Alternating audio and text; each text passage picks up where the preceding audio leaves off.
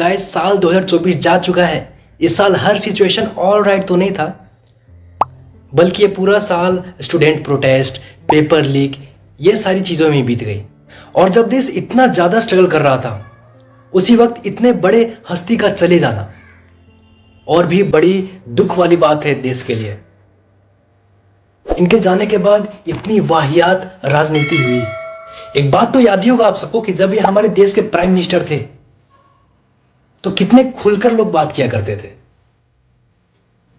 तो चलिए इन सारी चीजों के बारे में डिटेल में बात करते हैं। सरकार के ऐसे वादे जो 2024 में तो पूरे हो जाने चाहिए थे, लेकिन अब आप भी जानते हैं, हम भी जानते हैं और पूरा देश जानता है कि फालतू के वादे 2025 में भी पूरे नहीं हो पाएंगे। But margin, yes guys, margin. याद तो है ना नीरू आंटी का डायलॉग, मार्जिन। इसके अकॉर्डिंग थोड़ा काम तो करना चाहिए था यार। अगर वो एक काम हमारे प्राइम मिनिस्टर जी ने कर दिया होता तो मैं ये वादा कर सकता हूं कि सारे काम हो ही जाते और कुछ नहीं बच जाता। लेकिन हर चीज से फेल होते हैं ये लोग, दे आर लाइक फेलियर्स। लेकिन अगर वो एक काम हो जाता तो हमारे देश की मैन्युफैक्चरिंग सुधर जाती, देश की जीडीपी में भी ग्रोथ हो जाता और फिर देश की बेरोजगारी कुछ हद तक सुधर जाती। अगर हमने मोदी जी के स्किल इंडिया मिशन पर वर्क किया होता तो, जो कि बुरी तरह से फेल होता दिखा है। लेकिन इस पर कभी किसी ने बात नहीं किया, कभी किसी पॉलिटिशियन ने बात नहीं किया, कभी मोदी जी ने भी बात नहीं किया। लेकिन हमारे माननीय प्रधानमंत्री जी इस बात को इंडिया में नहीं बोला, कुवैत जाके बोला।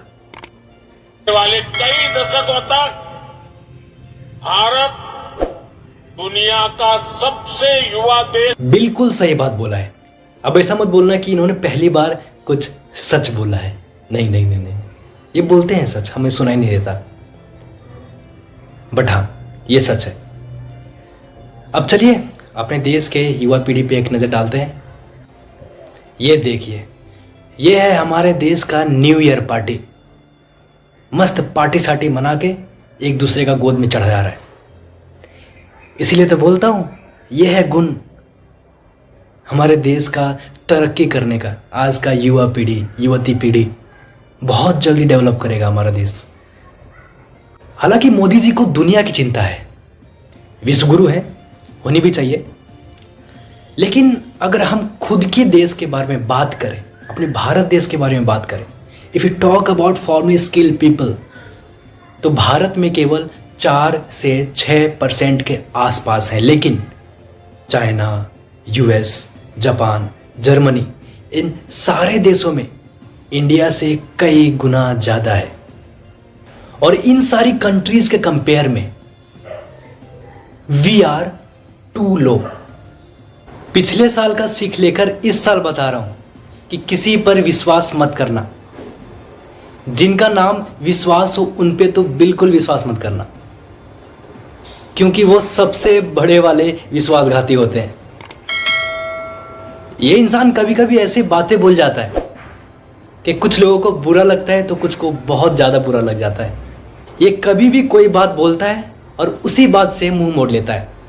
निशाना साधना, रामायण और आपके घर की लक्ष्मी, मतलब इस तरीके के शब्दों का चयन क्या सही था? मैं आपसे फिर कह रहा हूँ, मैं जहाँ रहता हूँ गाजियाबाद में, नोएडा में, वहाँ हर 10 घरों में किसी का नाम रामायण है। और देखिए दुनिया को उकसाकर खुद कैसे वेस्टर्न किचन में खाना बना रहा है।